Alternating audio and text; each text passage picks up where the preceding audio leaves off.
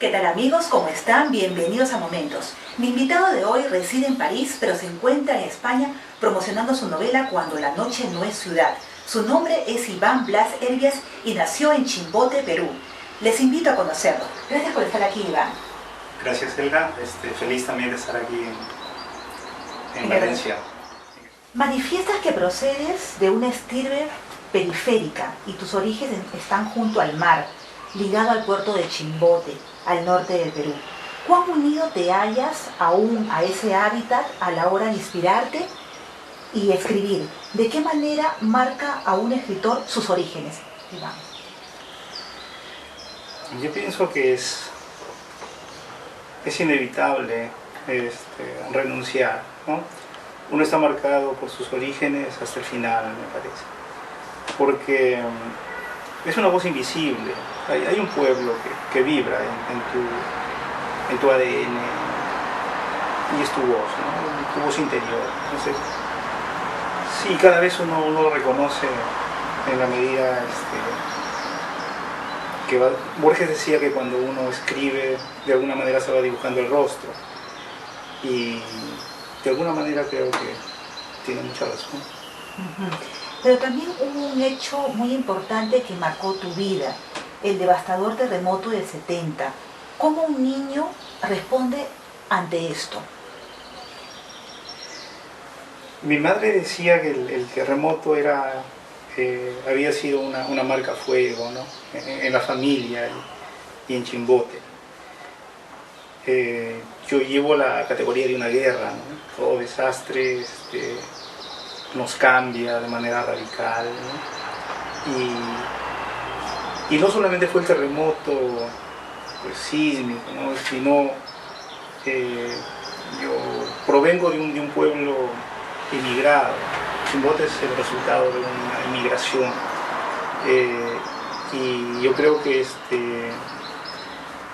estos dos factores han sido de alguna manera muy fuertes, ¿no? Quizás mi sensibilidad también a partir de ello, ¿no? ¿Esos hechos te siguen acompañando hasta ahora? ¿Cuán presentes están? Sí, están presentes en la medida de que hay quizás una especie de dolor, ¿no?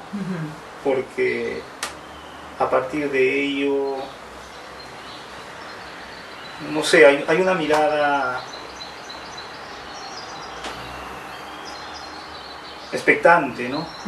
Por el terremoto en sí y por esta situación social, ¿no? de movimiento.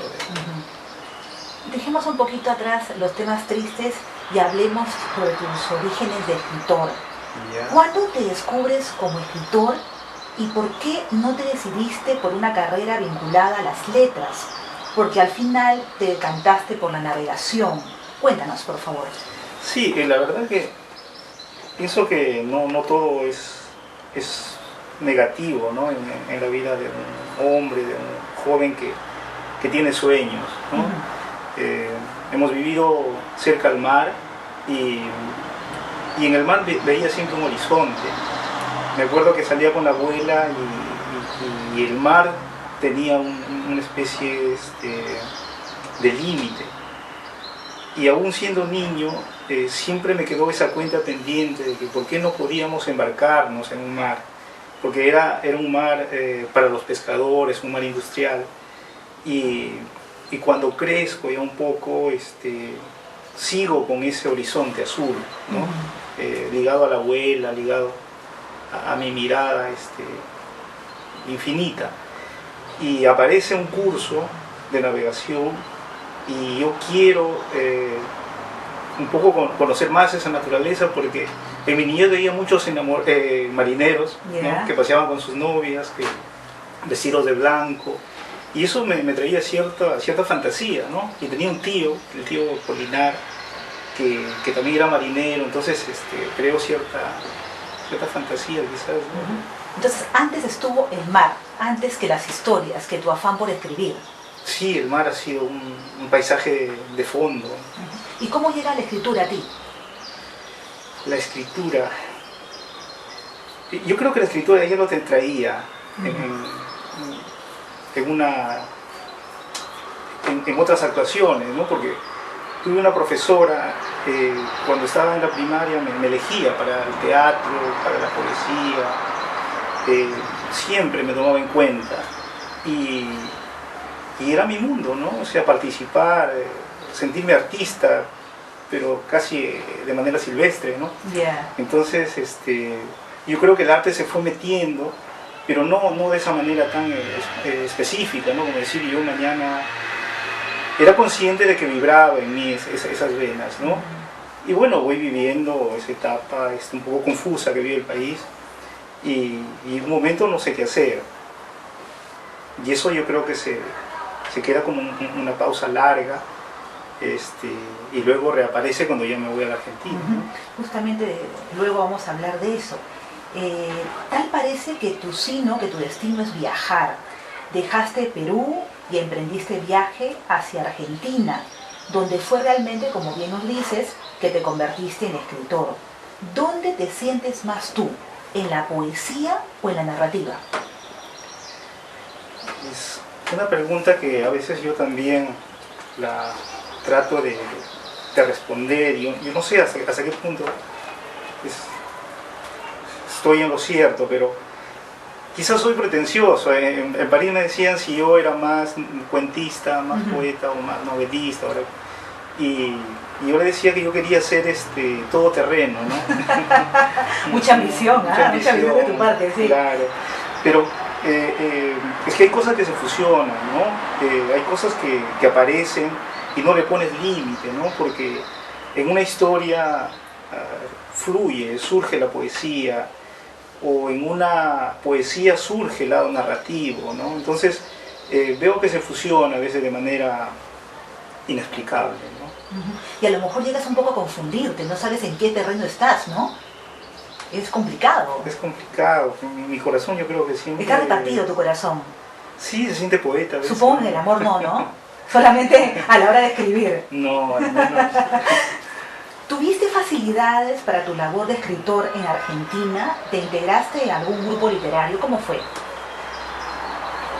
Cuando te respondí el hecho de que vengo de una estirpe periférica, yo creo que en la Argentina surge el espacio de libertad, surge esa complicidad de paisaje, porque la inmigración que comparte conmigo también tiene otros objetivos. Más se habla de cosas pragmáticas, de temas económicos, ¿no? Y los estudiantes que estaban ya en la Argentina también tenían las cosas muy claras, ¿no? Profesionalizarse, ¿no? Entonces la poesía o la literatura era algo muy reducido. Pero lo periférico es que yo no estoy ni con la gente que necesariamente trabaja y ha venido con un objetivo tan definitivo, sino que estoy al margen, ¿no? Y yo creo que la Argentina me da esa atmósfera en todo caso de tramar más que escribir, ¿no? Me da un poco las líneas. Ya. Me has dicho que tu corazón está repartido entre la poesía y la narrativa, pero ¿qué diferencias encuentras o existe entre Iván Blas poeta o narrador? ¿Cambias mucho cuando pasas de un registro a otro? Sí, yo pienso que hay, como tú sabes que la novela está hecha de archivos, ¿no? Y no hay una nota monótona.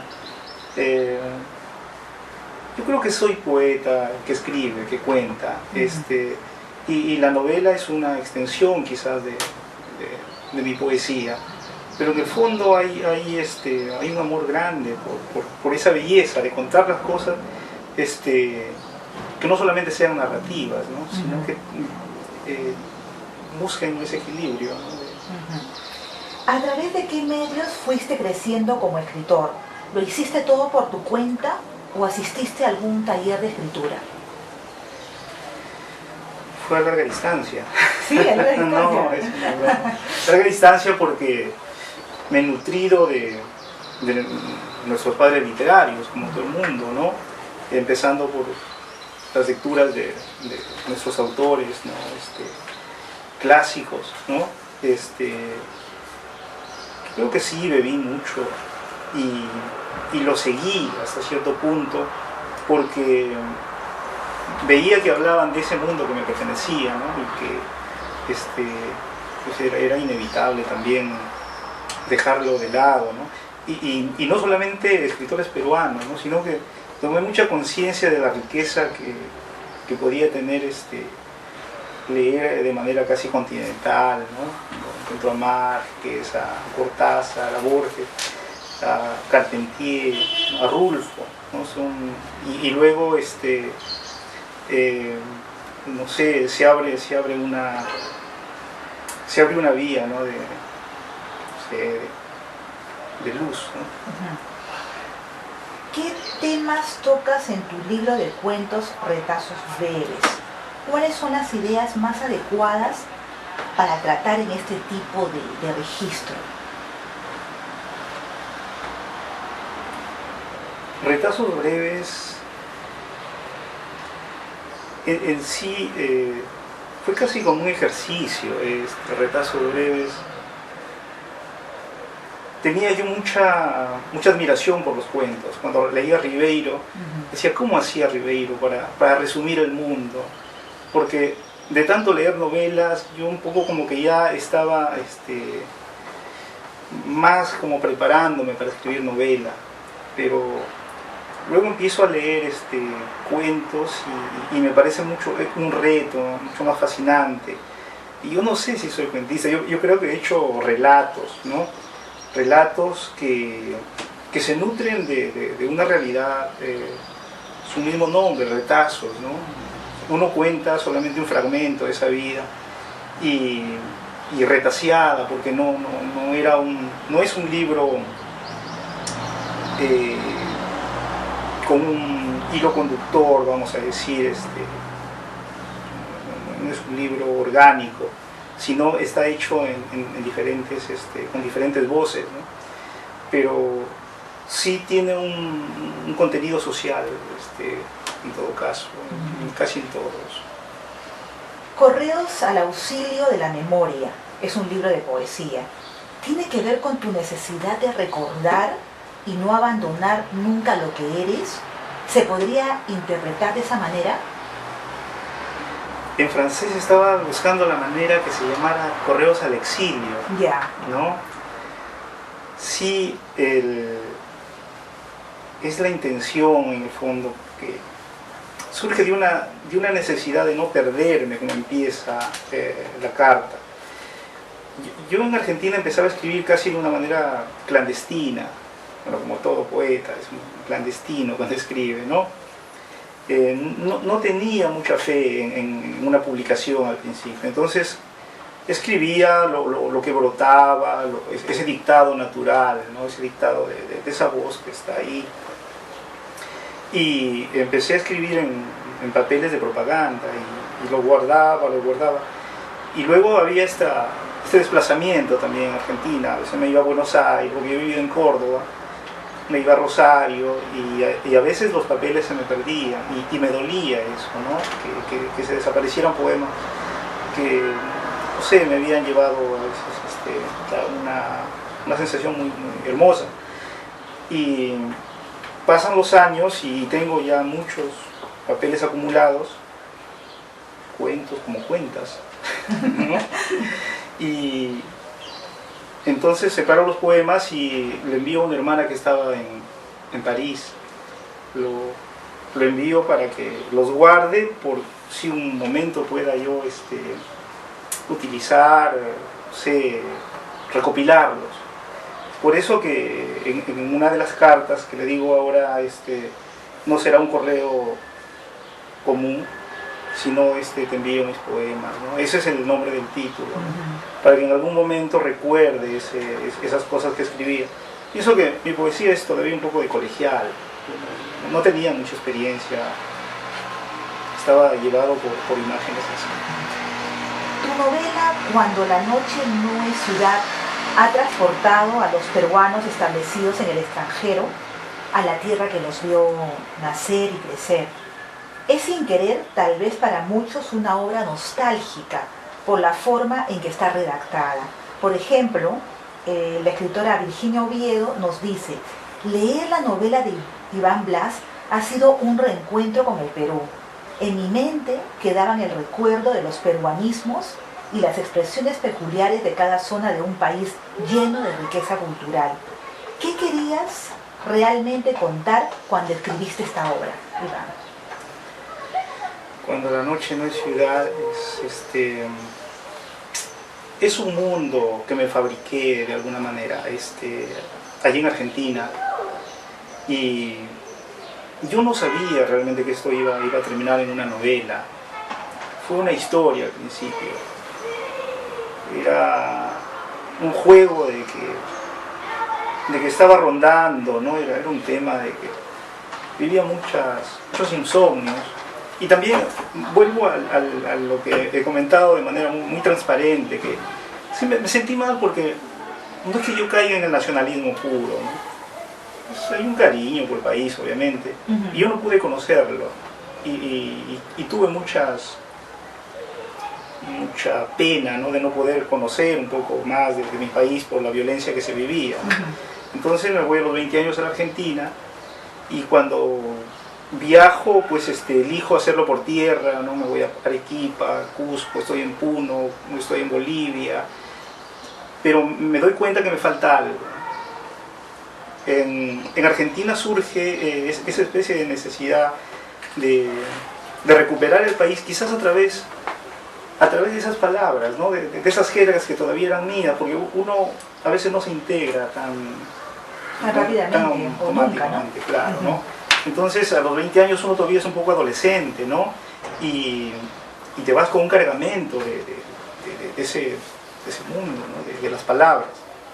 Y es ahí donde surgen historias que no necesariamente son mías, pero que sí las aprendí a través de los testimonios, a través de esto que se sufre, ¿no? De ese autoritarismo paternal, ¿no? que lo hicieron con mis amigos o con algún familiar, ¿no? El protagonista de tu novela, Jairo Martínez Carreras, ¿en quién está inspirado?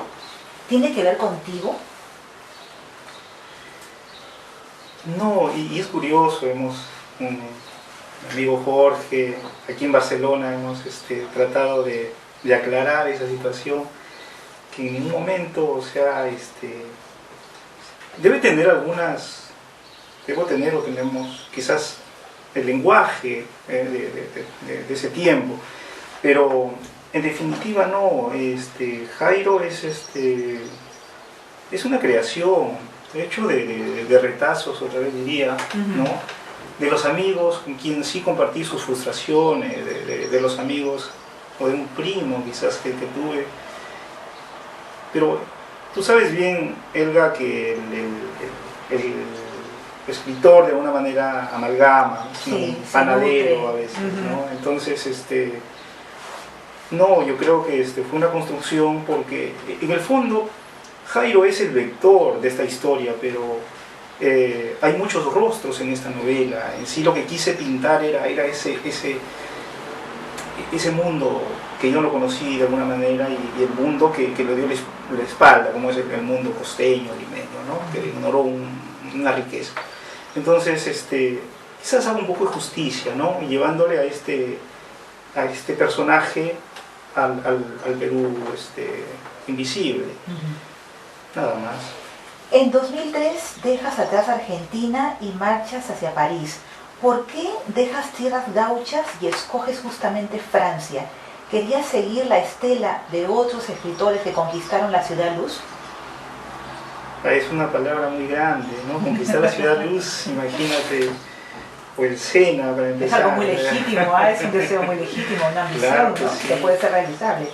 Sí, siempre yo creo que si no hay sueños, si no hay ilusiones, en una persona que crea,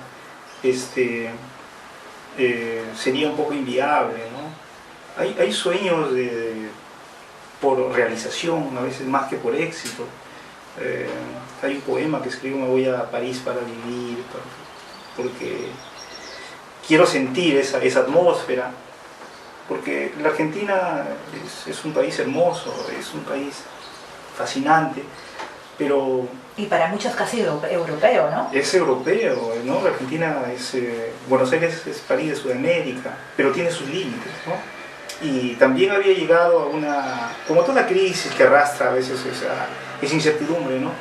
Pero la verdad que siempre yo quise venirme a Europa.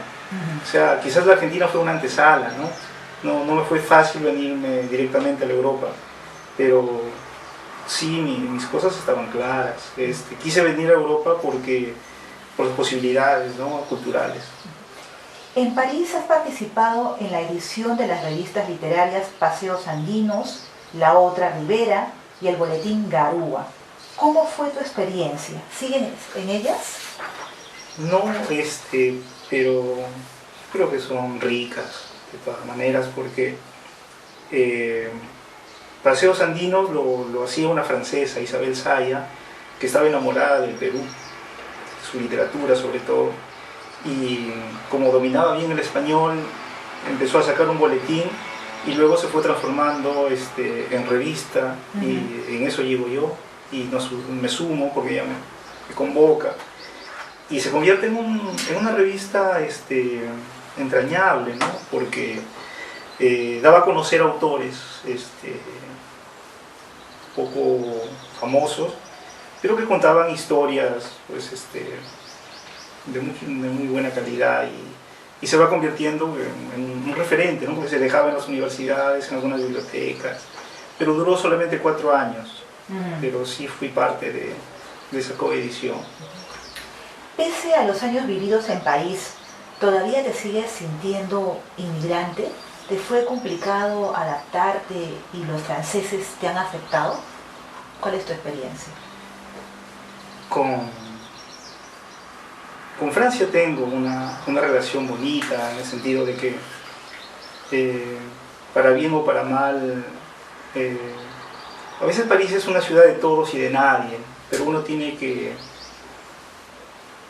tomarlo esto como una realidad. Cortázar decía, y le decía a Vargas Llosa, ¿no? Es mejor ser nadie en una ciudad que lo es todo, que al revés, te decía. Y en algún momento le decía: tú piensa que esta ciudad nos ha elegido. Yo creo que esa certeza de ser anónimo, de ser alguien simple, te humaniza, te permite establecer otro tipo de relación con la ciudad. Entonces, Francia me ha dado lo que quizás otro lugar no hubiera podido darme, ese anonimato, esos sufrimientos que son a veces indescriptibles, pero también el sueño, ¿no? de entrar de manera a veces intestinal en sus noches, en sus madrugadas. Yo creo que sigue siendo mítico París. ¿Es completamente distinto ser un inmigrante en Francia, en Argentina? ¿Qué cambia o en qué se asemeja? Yo me decía que me siento inmigrante, así yo tenga la nacionalidad, es por una cuestión de espíritu, porque tú que eres poeta sabes que su territorio es la poesía, es la escritura, y tu identidad está a veces dispersa, ¿no? Te emocionas con una causa africana, con una causa asiática, con un pueblo sin rostro, ¿no? No necesariamente a veces perteneces a una sola bandera, pero ya decía esto González Prada, ¿no? Que el poeta es como un árbol de que por su imaginación puede llegar al cielo, estar en contacto con las nubes, pero su raíz está atada a la tierra, ¿no? ¿Cómo llegas al periodismo? Porque entiendo que también has sido redactor en Aquí Perú y Expresión Latina. ¿Sobre qué escribías? El periodismo fue una experiencia, fue una línea más de esa aventura, ¿no? Porque al periodismo siempre lo he visto con los ojos literarios, ¿no? Hacía más crónica, contaba de personajes, me burlaba, o simplemente tocaba un tema social, político, pero siempre con esa dosis literaria, ¿no? Porque no me considero un periodista, pero más diría un cronista. Un cronista de la vida. Sí, de la calle. De la calle. Me cuentan que te gusta la guitarra, pero que últimamente tocas poco. ¿Por qué? A ver, pasemos a la parte artística. Sí, porque en primer lugar dejé mi guitarra, ¿no? en la tienda del indie. Se lo dejé para los amigos que necesitaban hacer un poco de poesía, porque la tienda indie tiene ese subsuelo un poco. Indie en París, ¿no es en cierto? París, Para aclarar. sí, la tienda. Entonces, como me venía a Barcelona, dije la mejor forma de dejar algo de mí era mi novia de madera, ¿no? Y dejé la guitarra.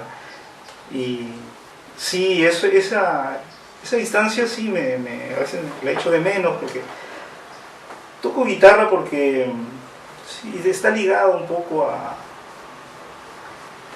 esa bohemia, ¿no? Y me gusta mucho la trova, me gusta Sí, justamente también sé que cantas los lunes por la noche, me han dicho, junto a un grupo de amigos tras un partidito de fútbol. ¿Es verdad o me han engañado?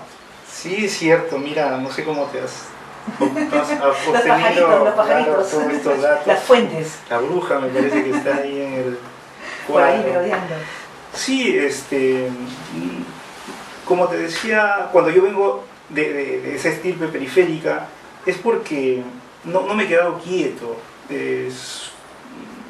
Mi escritura está ligada a lo físico, a las caminatas, al juego, al deporte, a las marchas, no sé, a distintas cosas que no han sido, pues, a ese clásico quizás escritor, ¿no? Que está en la biblioteca, entonces yo estoy hecho de esos materiales, ¿no? Y bueno. Te encuentras promocionando tu novela por estos lares. ¿Qué esperas de España, Iván? De España, esperar de España. Porque te han recibido con los brazos abiertos, ¿no? Sí, España yo creo que hasta ahora ha sido como una caricia, ¿no? Dentro de esta escala de mi vida, y no me era tampoco distante, porque quise venirme por el mar Mediterráneo. Siempre he contado que uno de mis referentes, ¿no? En cuanto a música ha sido Serrat, ¿no? Y quizás fue también un factor, ¿no? Para que me adentrara a ese romanticismo, ¿no? Que uno a veces a través de la música siente. ¿Qué espero de España particularmente? No, es ir al encuentro, ¿no? de ese español que de alguna manera tenemos algo muy en común, ¿no? Que tenemos un vehículo, y que decías hace un momento, ¿no? Que podemos combinar, podemos fusionar de alguna manera esos dos mundos y pasar a una etapa, ¿no? Con mayor amplitud de futuro. ¿Cómo se maneja la distancia con Chimbote y en general con Perú? ¿Hay ganas de volver para quedarse? Volver, no, con la frente marchita, como dice tanto. Tal vez, ¿no? Nos espera eso. Es que siempre volvemos. En la Universidad de Nanterre yo participé en París-Lima, Literaturas Cruzadas. Yo creo que uno siempre vuelve. Está en un vaivén, ¿no? Porque los límites a veces en la creación desaparecen, ¿no? Se mezclan.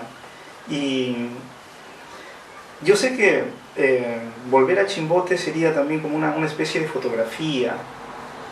Florence, una amiga me lo presentaba así, me decía, ¿qué pasaría si volverías? Claro, volverías, pero ya no habría lo que dejaste, ¿no? Porque es tan cambiante, ¿no? Es tanto movimiento, de que sería pues una fotografía, ¿no? Ya no serías el mismo tampoco. Tampoco sería el mismo, ¿no? Porque como que te han vuelto a parir esta cultura, que te ha vuelto, sobre los elementos que tienes, te ha dado otras cosas, ¿no? Y lo que te decía en un principio, que ya tu identidad también empieza a ser un poco dispersa, ¿no? Pero eso no quita de que tú te sientas ligado pues a la tierra de una manera franca, ¿no? Iván, me has traído de nuevo a Perú, a nuestra tierra. Gracias por haber aceptado la invitación. Esta es tu casa y te deseo todo lo mejor. Muchas gracias a ti, Elga, y feliz, ¿no?, de haber viajado muchos kilómetros para este reencuentro y dejarte mi voz. Muchas gracias. Gracias a ti. Eso fue todo por hoy, amigos. Gracias por acompañarme. Soy Elga Reagui. Nos vemos pronto.